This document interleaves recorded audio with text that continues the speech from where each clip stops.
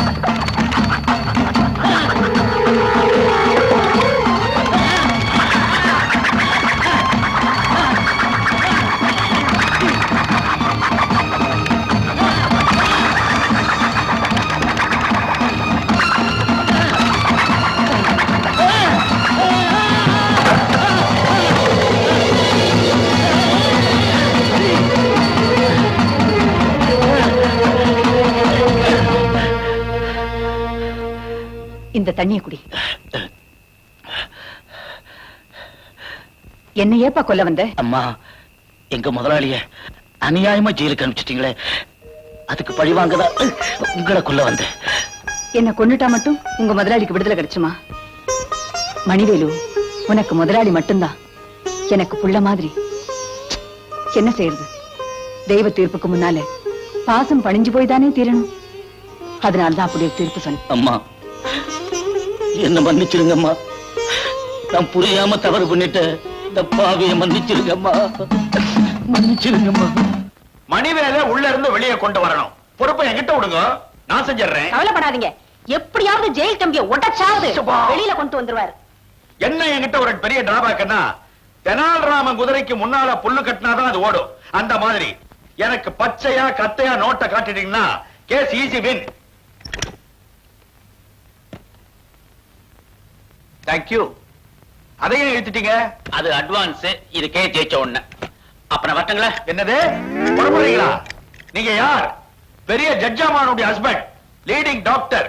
உங்க கேஸ் எனக்கு கிடைச்சிருக்குன்னா உங்களை உட்கார வச்சு வயிறார நான் சாப்பாடு போடணும். லபரா. என்னங்க லாபராவா? அதாங்க லலிதா, பத்மினி, ராகினி. முதல் எழுத்தை வச்சு கூப்பிடுறேன், மொத்த பேரையுமா கூப்பிட முடியாது. ஆடு கோழி எல்லாம் வாங்கி சாருக்கு இன்னைக்கு ஜமாய்ச்சிடு.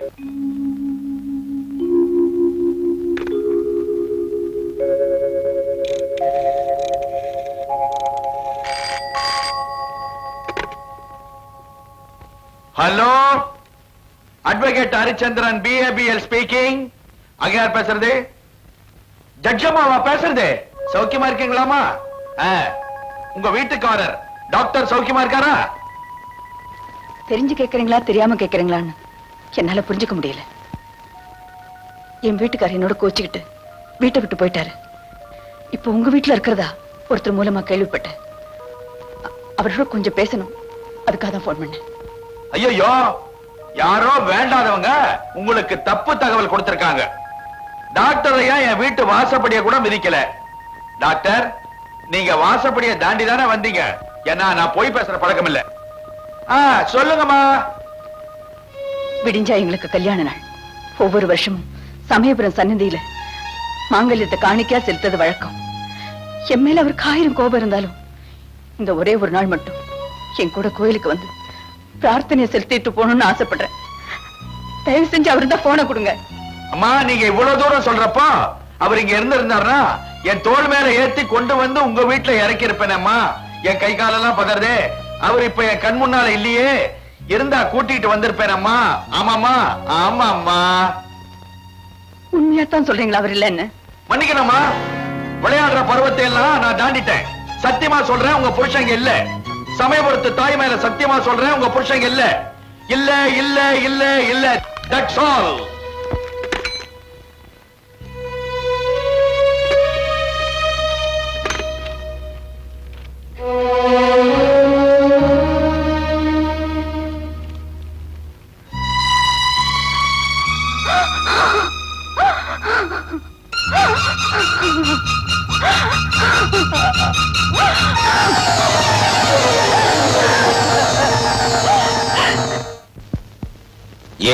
அந்த ஆதிபராசக்தியின் ரெப்ரசன்டேட்டிவாக தன்னை நினைத்துக் கொண்டிருக்கும் கீழ்கோர்ட் நீதிபதி மகேஸ்வரி கோர்ட்டையும் சாட்சியங்களையும் அவமதித்து குருட்டுத்தனமாக ஒரு தீர்ப்பை வழங்கி இருக்கிறார். யுவரான ஜட்ஜ் மகேஸ்வரி என்ன ஆனானப்பட்ட சமயபுரத்தாலே வந்தாலும் I don't care.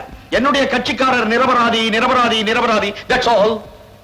Miraz Manivel நிரபராதி என்பதற்கு ஆதாரம்? ஒன்றாய் இரண்டாய் எடுத்து சொல்ல மண்ணெண்ணைக்கு மக்கள் கியூவிலே நிற்பது போல் பாயிண்டுகள் என் வாயிலே இருந்து வெளியே வருவதற்கு துடித்துக் கொண்டிருக்கின்றன. யுவரானர், ஆண்டவன் மீது சத்தியமாக சொல்லுகிறேன் யுவரானர், நான் சொல்லுவதெல்லாம் உண்மை. உண்மையை தவிர வேற ஒன்றுமில்லை. என்னுடைய கட்சிக்காரர் ரவுடி ஐயனாரை கொலை செய்ய